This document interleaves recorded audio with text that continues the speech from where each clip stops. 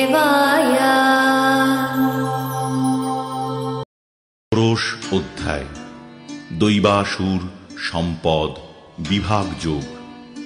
দৈব ও আসরিক প্রকৃতিগুলির পরিচয়। যারা আসরিক গুণগুলি অর্জন করে এবং শাস্ত্রবিধি অনুসরণ না করে যথেচ্ছভাবে জীবন যাপন করে থাকে, তারা হীন জন্ম ও ক্রমশ জাগতিক বন্ধন দশা লাভ করে। কিন্তু যারা দিব্য গুণাবলীর অধিকারী এবং শাস্ত্রীয় অনুশাসন আদি মেনে বিধিবদ্ধ জীবন যাপন করেন, তারা ক্রমান্বয়ে পারমার্থিক সিদ্ধি লাভ করেন।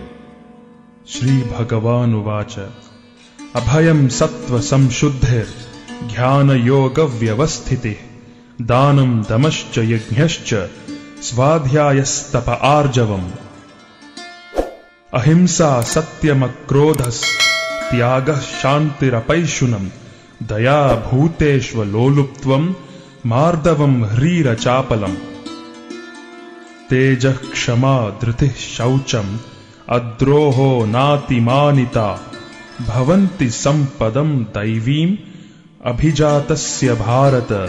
পরমেশ্বর ভগবান বললেন, হে ভারত, ভয় শূন্যতা, সত্তার পবিত্রতা, পরমার্থিক জ্ঞানের অনুশীলন, দান, আত্মসংযম, যজ্ঞ অনুষ্ঠান, বৈদিক শাস্ত্র অধ্যয়ন, তপশ্চর্যা, সরলতা, অহিংসা, সত্যবাদিতা, ক্রোধ শূন্যতা, বৈরাগ্য, শান্তি, অন্যের দোষ দর্শন না করা, সমস্ত জীবে দয়া, লোভহীনতা, মৃদুতা, লজ্জা, অচপলতা, তেজ, ক্ষমা, ধৈর্য, শৌর্য, মাৎসর্য শূন্যতা, অভিমান শূন্যতা, এই সমস্ত গুণগুলি দিব্যভাব সমন্বিত ব্যক্তিদের মধ্যে দেখা যায়।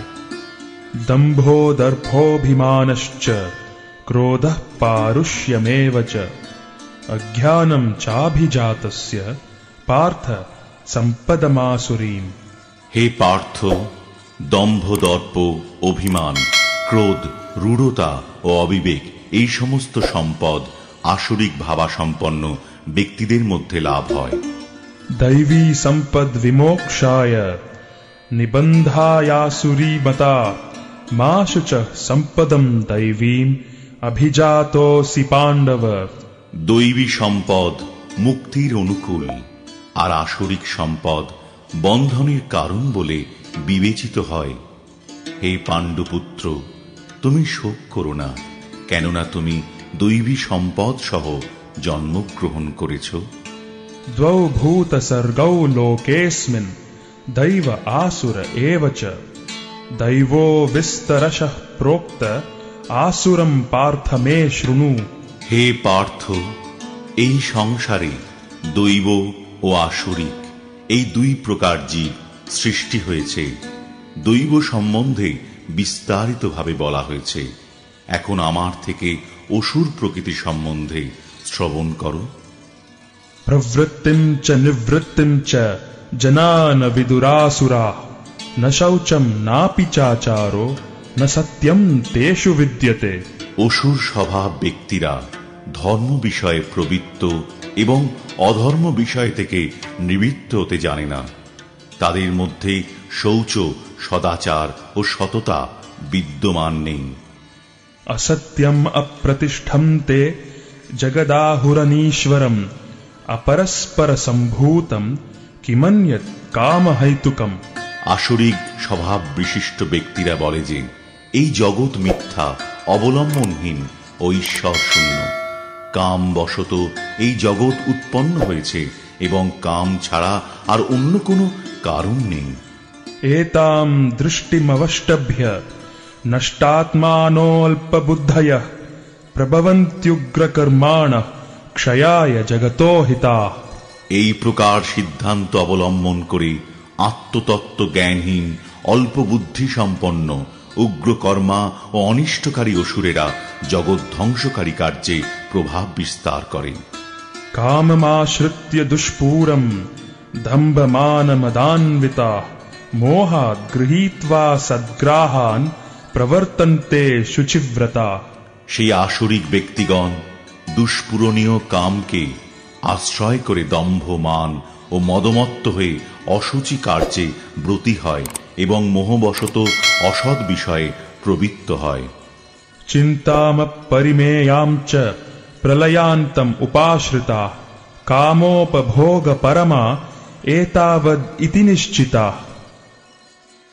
आशापाशशतैर्बद्धा कामक्रोधपरायणा ईहन्ते कामभोगार्थम् अन्यायेनार्थसञ्चयान्। অপরিমেয় দুশ্চিন্তার আশ্রয় গ্রহণ করে মৃত্যুকাল পর্যন্ত ইন্দ্রিয় সুখ ভোগকেই তারা তাদের জীবনের চরম উদ্দেশ্য বলে মনে করে। এভাবেই শত শত আশাপাশে আবদ্ধ হয়ে এবং কাম ও ক্রোধ পরায়ণ হয়ে তারা কাম উপভোগের জন্য অসৎ উপায়ে অর্থ সঞ্চয়ের চেষ্টা করে। ইদমদ্য ময়া লব্ধম ইমম প্রাপ্স্যে মনোরথম ইদমস্তীদম অপি মে ভবিষ্যতি পুনর্ধনম। असौ मया हतः शत्रुर हनिष्ये चापरानपि ईश्वरोऽहम् अहम् भोगी सिद्धोऽहम् बलवान् सुखी।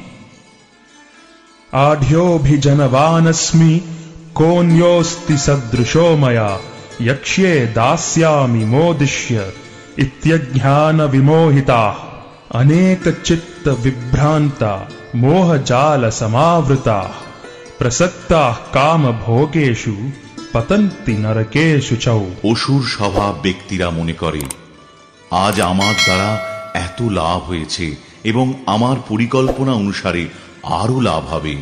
এখন আমার এত ধন আছে এবং ভবিষ্যতে আরো ধন লাভ হবে। ওই শত্রু আমার দ্বারা নিহত হয়েছে এবং অন্যান্য শত্রুদেরও আমি হত্যা করব। আমি ঈশ্বর, আমি ভোক্তা, আমি সিদ্ধ, বলবান ও সুখী। আমি সবচেয়ে ধনবান এবং অভিজাত, আত্মীয় স্বজন পরিবৃত। আমার মতো আর কেউ নেই। আমি যজ্ঞ অনুষ্ঠান করব, দান করব এবং আনন্দ করব।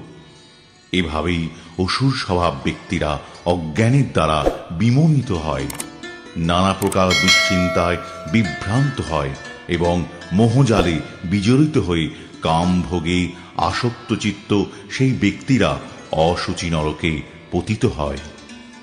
আত্মসম্ভাবিতাঃ স্তব্ধা ধনমানমদান্বিতাঃ যজন্তে নাম যজ্ঞৈস্তে দম্ভেনা বিধিপূর্বকম।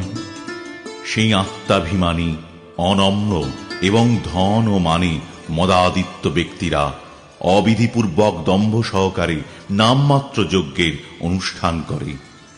অহংকারম বলম দর্পম কামম ক্রোধম চ সংশ্রিতাঃ মামাত্ম পরদেহেষু প্রদ্বিষন্তোভ্যসূয়কাঃ। অহংকার, বল, দর্প, কাম ও ক্রোধকে আশ্রয় করে অসুরেরা স্বীয় দেহে ও পরদেহে অবস্থিত পরমেশ্বর স্বরূপ আমাকে দেশ করে এবং সাধুদের গুণেতে দোষারোপ করে। তানহম দ্বিষতঃ ক্রূরান সংসারেষু নরাধমান ক্ষিপাম যজস্রমশুভান আসুরীষ্বেব যোনিষু। সেই বিদ্বেষী, ক্রূর ও নরাধমদের আমি এই সংসারে অশুভ আসুরী জনিতে অবিরত নিক্ষেপ করি। আসুরিম যোনিম আপন্না মূঢ়া জন্মনি জন্মনি মামপ্রাপ্যৈব কৌন্তেয় ততো ইয়ান্ত্যধমাম গতিম। হে কৌন্তেয়, জন্মে জন্মে অসুর জনি প্রাপ্ত হয়ে সেই মূঢ় ব্যক্তিরা আমাকে লাভ করতে অক্ষম হয়ে তার থেকেও অধম গতি প্রাপ্ত হয়। ত্রিবিধম নরকস্যেদম দ্বারম নাশনমাত্মনঃ কামঃ ক্রোধস্তথা লোভস তস্মাদেতত্রয়ম ত্যজেৎ। কাম, ক্রোধ ও লোভ এই তিনটি নরকের দ্বার, অতএব ওই তিনটি পরিত্যাগ করবে। एतैर्विमुक्तः कौन्तेय तमोद्वारैस्त्रिभिर्नरः आचरत्यात्मनः श्रेयस ततो याति पराम गतिम। হে কৌন্তেয়, এই তিন প্রকার তমোদ্বার থেকে মুক্ত হয়ে মানুষ আত্মার শ্রেয় আচরণ করেন এবং তার ফলে পরাগতি লাভ করে থাকেন। यः शास्त्र विधिमुत्सृज्य वर्तते कामकारतः न स सिद्धिम् अवाप्नोति न सुखम न पराम गतिम। যে শাস্ত্র বিধি পরিত্যাগ করে কামাচারে বর্তমান থাকে সে সিদ্ধি সুখ অথবা পরাগতি লাভ করতে পারে না। तस्मात् शास्त्रम् प्रमाणं ते कार्याकार्य व्यवस्थितौ ज्ञात्वा शास्त्र विधानोक्तं कर्म कर्तुम् मिहार्हसि।